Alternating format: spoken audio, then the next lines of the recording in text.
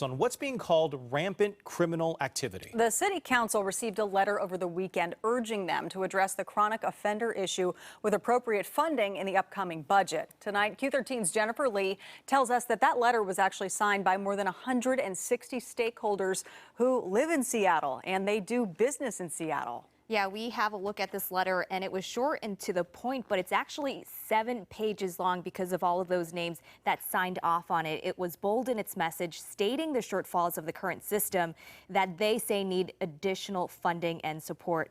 The letter also says the criminal justice system must work for all of us, but that it's currently failing everyone. The Starbucks Center in Seattle is iconic, employing nearly 6,000 people in Seattle's SoDo neighborhood. And Peter Nitza says workers are confronted with chronic low-level crimes. Some of the issues they face are getting to and from the building from public transit. You have a number of RVs heading north from the end of the Starbucks Center parking garages. So they have issues there with activity around the RVs. So many of the issues people face throughout the city. Nitza is the president and CEO of the firm that manages the property and just one of a long list of 162 names and businesses that signed a letter to council members that says many of us have, quote, spent countless hours working with police to help in their investigations, spent countless dollars repairing damage, replacing loss, or fortifying our businesses, buildings and homes in the wake of rampant criminal activity. And some of us have been, quote, personally harmed by violent behavior on our streets.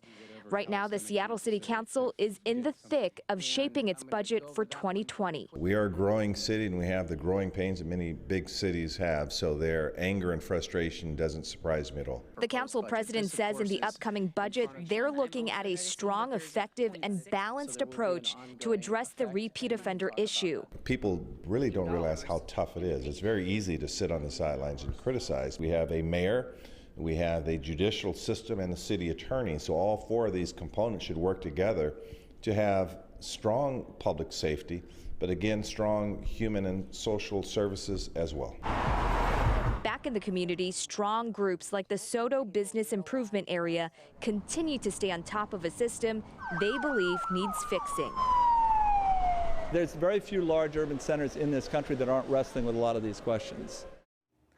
The last line of the letter says we can't stay the current course and hope to achieve a different outcome. So this is obviously a very strong message that they're sending to these council members while they're reviewing some of this budget information for 2020. And so on top of that letter that we're talking about tonight, you're also hearing there's going to be a large turnout at City Hall tomorrow. Yeah, so the Budget Committee is holding a public hearing tomorrow at 5:30, and we're hearing that many of the people and the businesses who signed off on this letter are going to be there and also speaking up about some of their concerns and their ideas for solutions.